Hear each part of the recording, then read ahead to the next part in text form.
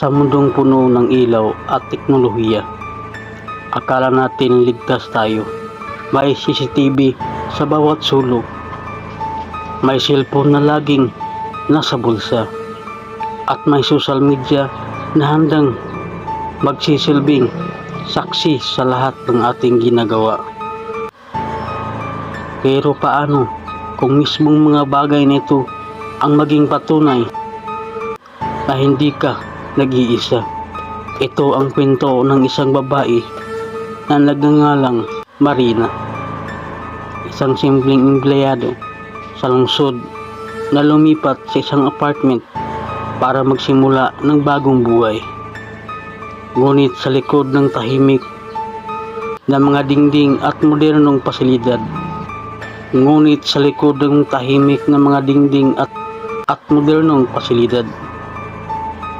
may nakatagong dilim na hindi niya inakalang hahabol sa kanya. Si Marina ay 26 anyos, isang call center agent sa Quezon City. Laging gabi ang kanyang pasok.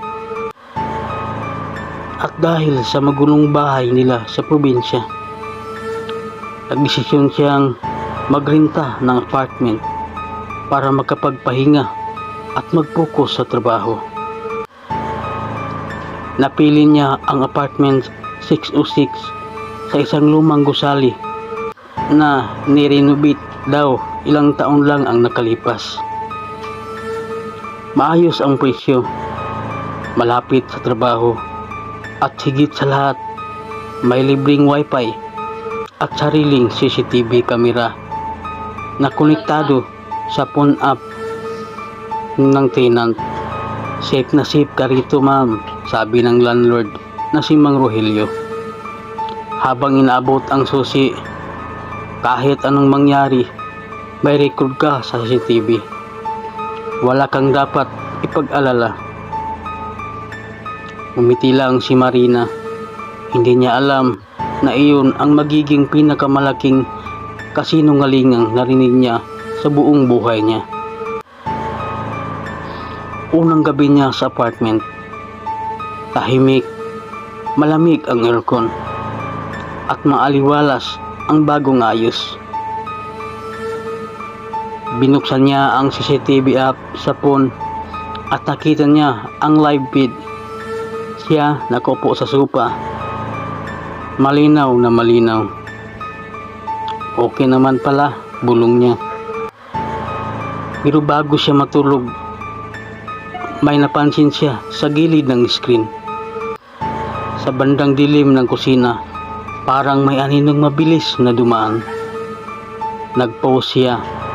Binalikan ang footage. Wala. Siguro, guni-guni lang. Dala ng pagod sa trabaho. Pinatay niya ang phone at nahiga. Pero bandang 3:00 ng madaling araw, nagising siya sa tunog ng cellphone. Nag-notify ang CCTV app. Motion detected. Napatayo siya. Mabilis na binuksan ang app.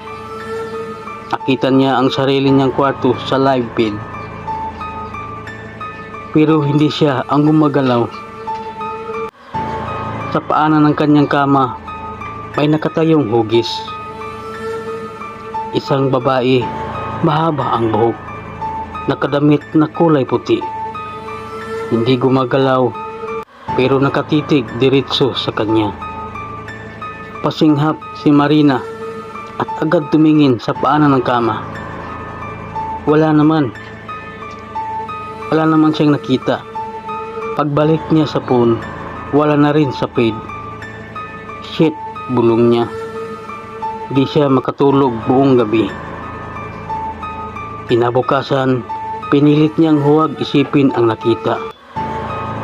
Nagtrabaho siya, nakipag-usap sa mga kaibigang online, at sinabihang baka glitch lang ng CCTV. Pero pag-uwi niya, andun ulit ang kaba.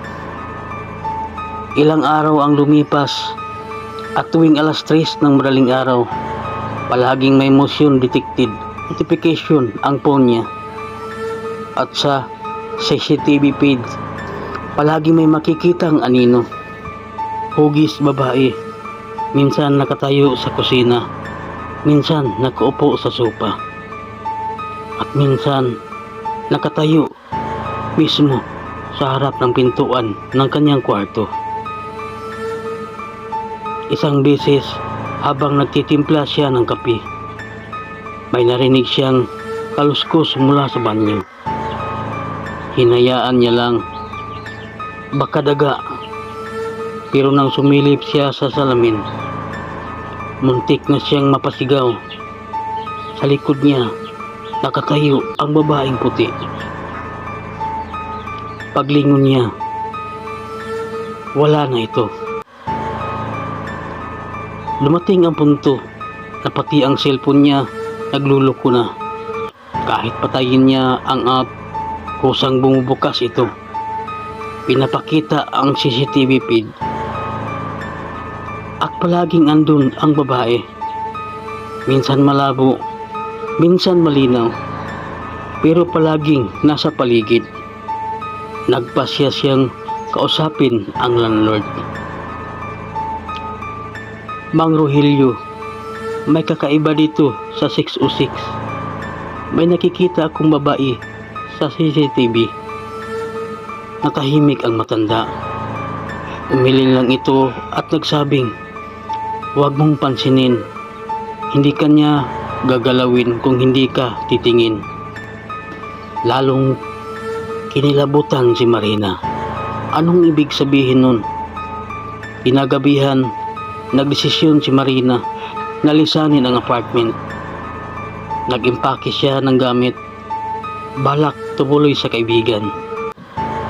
Pero habang nag-aayos, tumunog ang cellphone niya.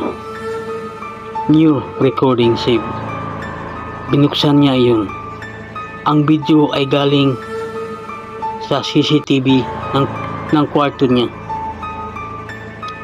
Nakahiga siya sa kama, mahimbing na natutulog, at unti-unti mula sa dilim may babaeng gumapang papalapit. Nakasuot ng puting damit, mahaba ang buhok at dahan-dahang sumampa sa kama, humiga sa tabi niya. Nabitawan ni Marina ang cellphone.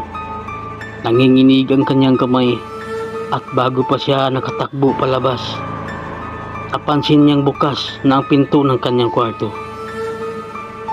Nakatayo roon ang babaeng puti. Ngumiti ito, at sabay-sabay nagpatay ang lahat ng ilaw. Kinabukasan, hindi na nakita si Marina. Ang landlord, tila walang pakialam, ay agad naglagay ng bagong for rent sign sa apartment 606. At gaya ng dati, may bagong tenant na darating, may bagong nagsisimula, at may bagong biktimang haharap sa babaeng nakatira sa CCTV. Sa modernong mundo, akala natin ligtas tayo sa mata ng teknolohiya.